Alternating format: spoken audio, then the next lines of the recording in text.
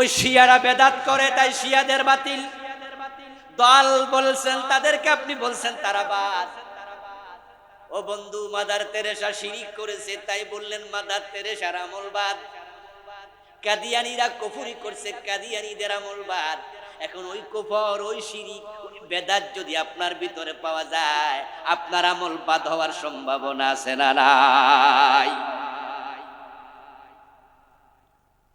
পাঁচটি কারণে আমল বাদ। কয় কারণে? আবার বলেন, কয় কারণ? পাঁচ কারণ। এই পাঁচটি কারণ আপনাদের যদি কারো ভিতরে থাকে, আজকে তওবা করুন। কারণ এমনও তো হতে পারে আগামীকাল রাত আসার আগে আপনার সম্ভাবনা আছে না নাই?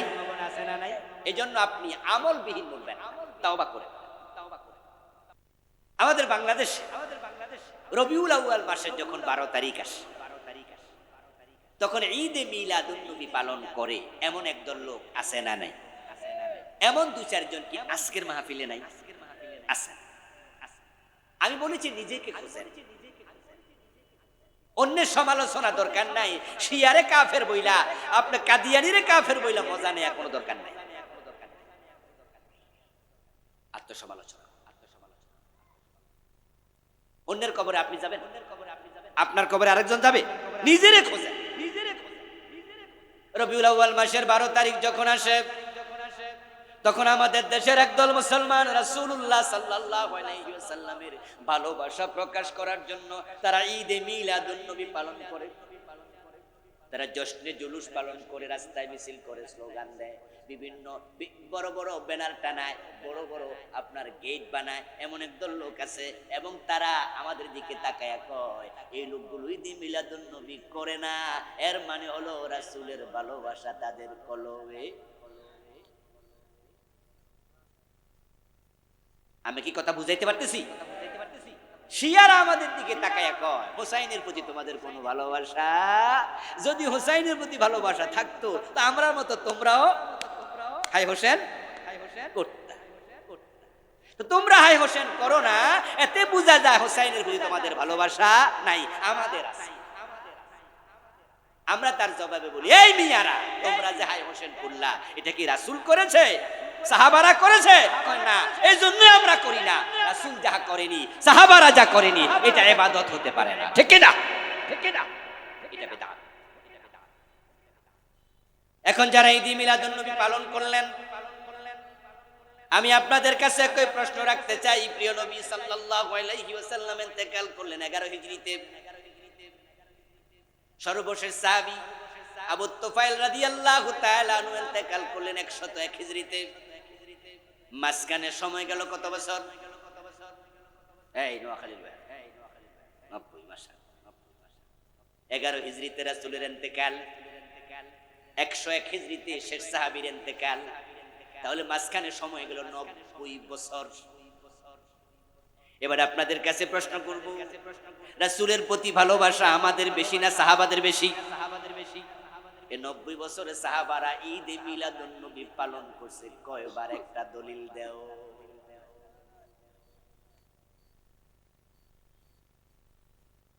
রাসূলের সাহাবারা হাই হোসেন করেনি, আমরাও করি না। রাসূলের সাহাবারা ঈদে মিলাদুন নবী পালন করে নাই, তা আমরা যারা সুন্নাহ ফলো করি, আমরা ঈদে মিলাদুন নবী পালন করি না। কারণ কি বুঝেন? ও প্রিয় ভাই, রাসূলুল্লাহ সাল্লাল্লাহু আলাইহি ওয়াসাল্লাম নিজে তো নবুয়তের জিন্দেগিতে বেঁচে ছিলেন 23 বছর। উনার টোটাল হায়াত হলো 63। নবুয়ত কাল কত? 23। এই 23 বছরে রাসূল নিজে কি কোনোদিন নিজের জন্ম দিবস পালন করছে? আচ্ছা, আপনারা যারা আমার সামনে আছেন, আপনারা কি আপনাদের জন্ম দিবস পালন করেন? আপনার মা বাবার? কারণ এটা ইসলামে। আমার প্রিয় ভাইরা, ভালো করে শুনুন, রাসূলুল্লাহ সাল্লাল্লাহু আলাইহি সাল্লাম কোনদিন নিজের জন্ম দিবস পালন করেন নাই। এখন কিছু ভাই আছে যারা হাদিস খুঁজে বের করে বলে, আল্লাহর নবী তো সোমবারে রোজা রাখছে, ওই দিন তিনি জন্মগ্রহণ করেছেন, এবং তিনি বলেছেন সোমবারের ব্যাপারে প্রশ্ন করার পরে, যালিকা ইয়াউম উলিদতু ফি ওয়া বুইসতু ফি। সোমবার হলো আমার জন্মদিন, সোমবার আমার নবুয়ত পাওয়ার দিন, এই জন্য আমি সোমবারে রোজা রাখি। আমাদের ভাইয়েরা বলে এই যে রাসূল জন্ম দিবসে রোজা রাখছে। এবার আমার প্রশ্ন, সোমবার এক বছরের মাঝে কতবার আইছে? কমপক্ষে 52 বার। 52 সপ্তাহ এক বছর, নাকি ভুল বলি নাই তো? তো প্রতি সপ্তাহে একবার মঙ্গলবার আসেনি, তো রাসূলের জন্ম কি প্রতি সোমবার হইছে? এক নাম্বার প্রশ্ন, বুঝেন কি?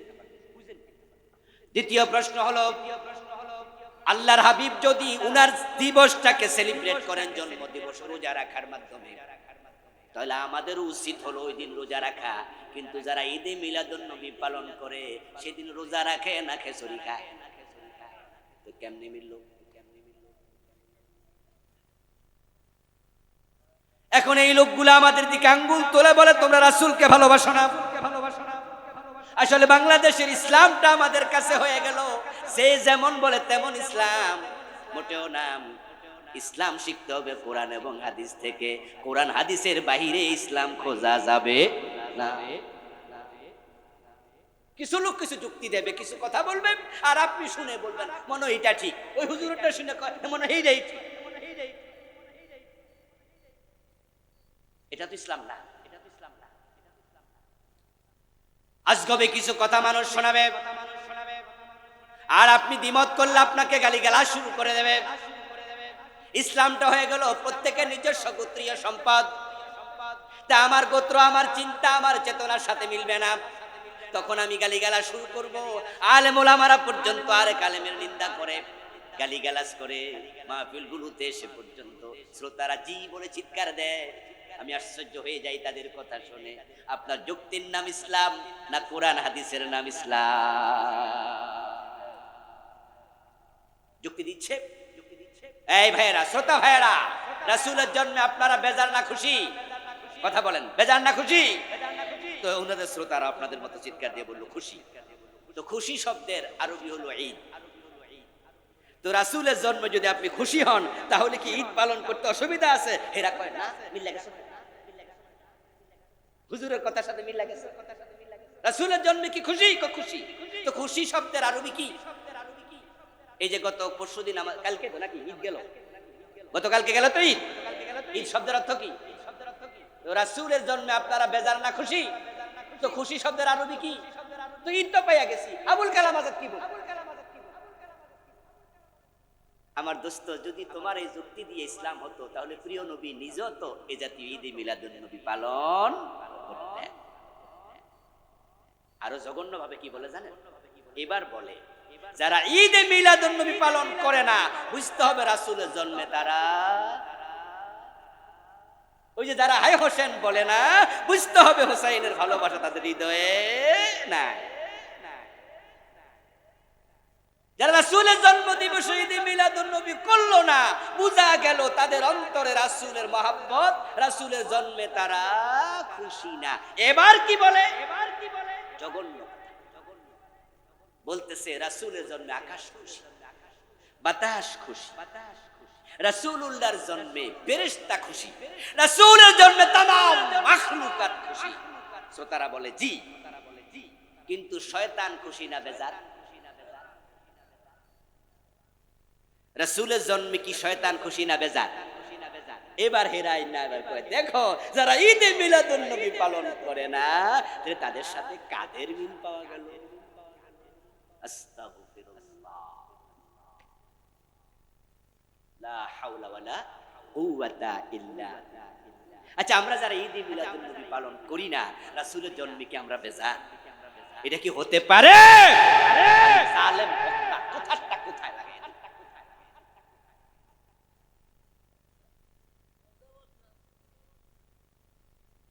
সুবহানাল্লাহ, সুবহানাল্লাহ। ইসলামকে প্রত্যেকে নিজের সম্পদ বানিয়ে নিয়েছে, যা মন চায় তা বলে। আল্লাহর হাবিব সাল্লাল্লাহু আলাইহি ওয়াসাল্লাম এবং সাহাবায়ে কেরাম যা করেননি তা ইবাদত নয়, এটাই বিদআত। প্রিয় নবী সাল্লাল্লাহু আলাইহি ওয়াসাল্লাম জিকির করতেন সবচেয়ে বেশি। হাদিসে পাওয়া যায়, কানা রাসূলুল্লাহ সাল্লাল্লাহু আলাইহি ওয়াসাল্লাম ইয়াযকুরুল্লাহ ফি কুল্লি আহইয়ানিহি প্রিয় নবী তার সব সময় 24 ঘন্টা জিকিরে লিপ্ত থাকতেন। সুবহানাল্লাহ। সব সময় জিকির করতেন। এবার বলুন তো আল্লাহর হাবিবের যে জিকরে লিসানি ছিল, জিকরে আমলি ছিল, কাজের জিকির, মুখের জিকির, এই জিকরে লিসানি কোন শব্দে রাসূল জিকির করতেন? জিকিরের শব্দগুলো হাদিস শরীফে আছে না? আল্লাহর হাবিব কিভাবে থুতু ফেলতেন সেটা কি আছে? কিভাবে ঘুমাতেন সেটা কি হাদিসে আছে? কোন হাতে খেতেন সেটা কি আছে? কোন পায়ে টয়লেটে ঢুকতেন সেটা কি হাদিসে আছে? রাসূলের 24 ঘন্টার রুটিন হাদিসে। এখন প্রিয় নবীর জিকিরের শব্দ কি?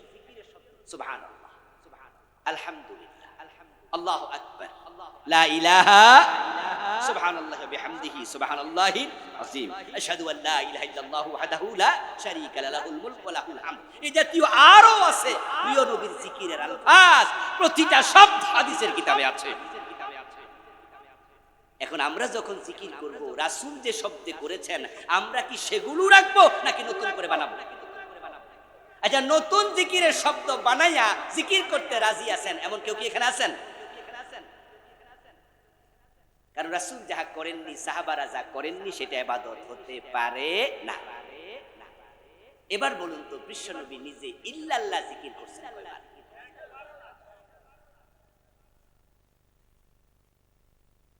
আমাদের এই কথাগুলো ভিডিও হচ্ছে, এখানে শ্রোতা আছেন আপনারা যতজন, এই ভিডিও চলে যাবে তার 100 গুণ 200 গুণ বেশি মানুষের কাছে।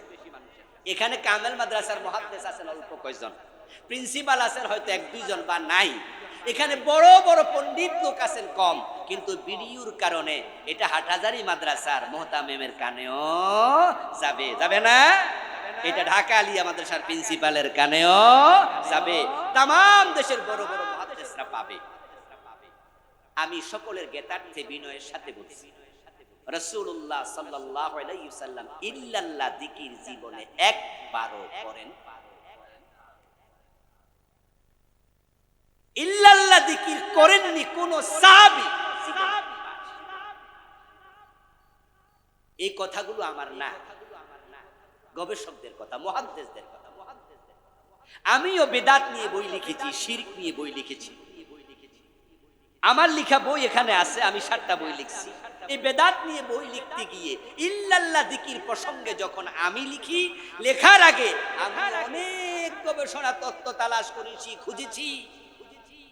বড় বড় আলেম যারা জীবিত আছে তাদের কাছে ফোন করেছি, জানতে চেয়েছি ইল্লাল্লাহ জিকির বাংলাদেশে চালু আছে, প্রায় দরবারের পীর সাহেবরা করে, মুরিদরা করে, আমি হাদিসে পাইলাম না। কেন নাই? নাকি আমার ইলমের কমতি? পরে ওস্তাদরা জানাইলো আসলে হাদিসে কোত্থেকে পাইবা, রাসূলুল্লাহ ইল্লাল্লাহ জিকির একবারও করেন নাই। قال النبي صلى الله عليه وسلم افضل الذكر لا اله الا الله। প্রিয় নবী বললেন সবচেয়ে সেরা জিকির হলো লা ইলাহা ইল্লাল্লাহ। এখন আপনি যে মাজা ভাঙিয়া দিলেন, লা ইলাহা বাদ দিয়া ইল্লাল্লাহ ইল্লাল্লাহ বলতেছেন, রাসূলের কালেমা, আল্লাহর দেয়া কালেমা, ঈমানের কালেমা, এটাকে ভাঙার অধিকার আপনারে দিল কে?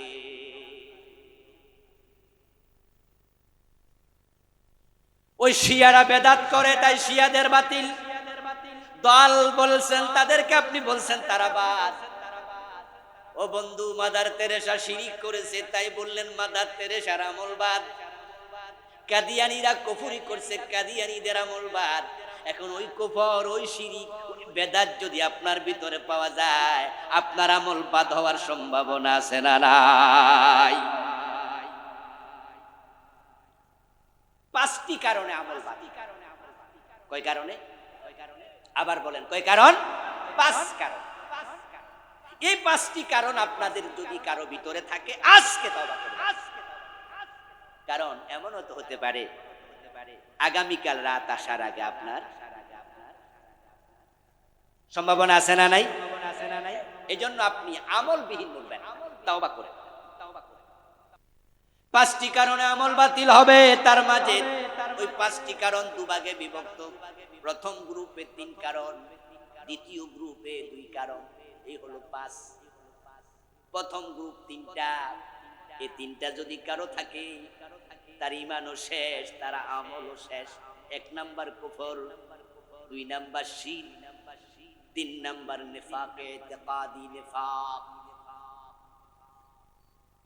এই তিনটি যদি থাকে আপনার ঈমানও শেষ, আমলও শেষ। এই তিন কারণে ঈমান চলে যাবে। কুফর করলে ঈমান চলে যায়, শিরক করলে ঈমান চলে যায়, নিফাকে ইতিকাদি কলবে ঢুকলে ঈমান চলে যায়। ঈমান হলো অঙ্ক 1-এর মতো, নেক আমল হলো তার ডান পাশের শূন্যের মতো।